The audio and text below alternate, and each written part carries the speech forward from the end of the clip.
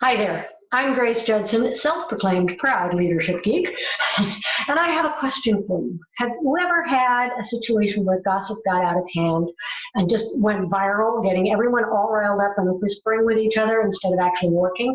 Well, watch this video for ways to keep gossip from starting in the first place and ways to control it if it does get going.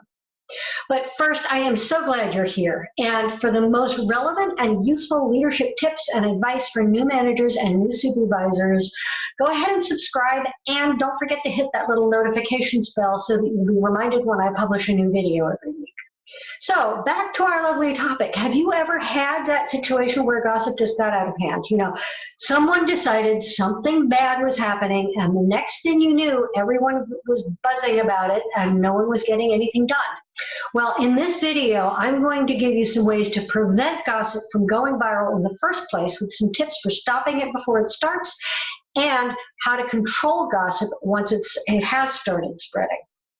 I was in management and leadership for over 16 years before I started my leadership training and coaching business in 2005.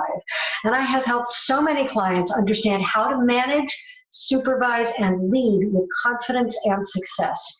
And part of that, one aspect of that, is how do you control rumors and gossip?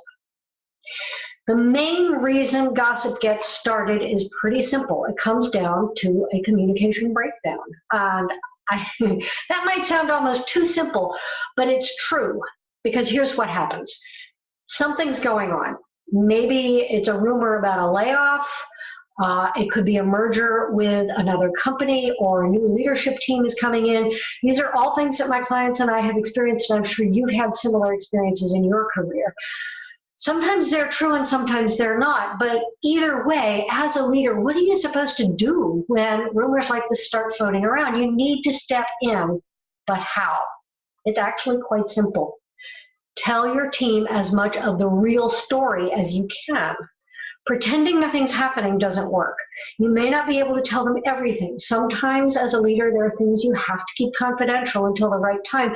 But the thing about gossip is that it's kind of like mold, it grows in the dark where no one can see it in the damp and no air is getting in. And okay, that's kind of a disgusting image, I get it. But I say that on purpose because all you need to do to prevent gossip and even to get control over when it's starting to get out of hand is to let some light and air in.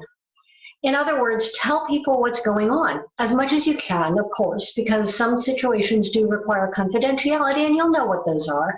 If your company is going through a merger with another company, for instance, or if you happen to know that there are unhappy, sad situation, there are going to be layoffs, you can't tell people all the details ahead of time in those situations. But you can let people know that, yes, there is something going on and there are going to be changes coming, and you'll let them know as much as you can, as soon as you can. One of the things this does is that it also means that when a rumor is unfounded, when there actually isn't anything going on, they will trust you to say, you know what, I don't know where this started, but it's not happening, so you can let it go. You can forget about it, and it's all okay. Now, the other thing, too, is you need to make sure that you make it clear that if they have questions, instead of buzzing together in the halls or texting each other about it, they should come to you directly and ask. And you'll be as honest with them as you possibly can. Again, of course, there may be some things you can't tell them. So, tell me, leave a comment below. What's the weirdest experience you've ever had with gossip? And bonus points if you also say how you managed it. Okay, that's the type of gossip that starts and spreads because of rumors about a significant change that might be coming up within the organization. Like I said, a merger, an acquisition, layoffs, a big leadership upheaval, that kind of thing. But there's another type of gossip, right? What about the kind of gossip that's about a person? Gossip about the company and its strategic direction is one thing, and it's not a good thing. But gossip about a person can sometimes be worse, really, because it's hurtful and it's ugly.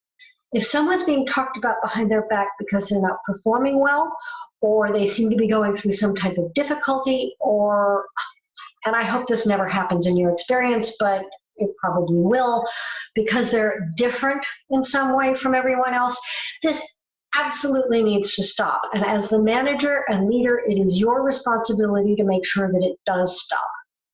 If you hear this type of gossip, or if you hear about it, don't be tempted to think that someone is just joking or just kidding, or even that it's not that bad.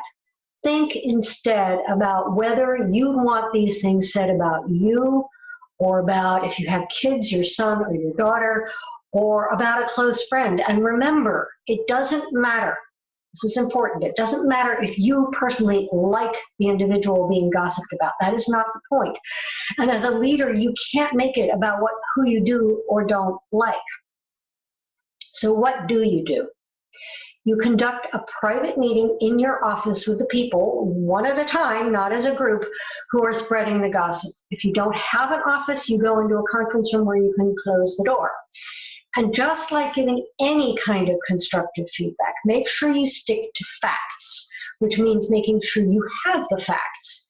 Here's what was witnessed, here's what was said, here's what was done, and it needs to stop.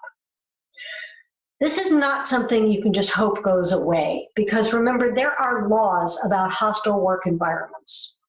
And if the gossip gets back to the person who's being gossiped about, and it's hurtful enough to them, or if it makes them angry enough, they have the option to file a lawsuit, and that is not what you or your company want, right?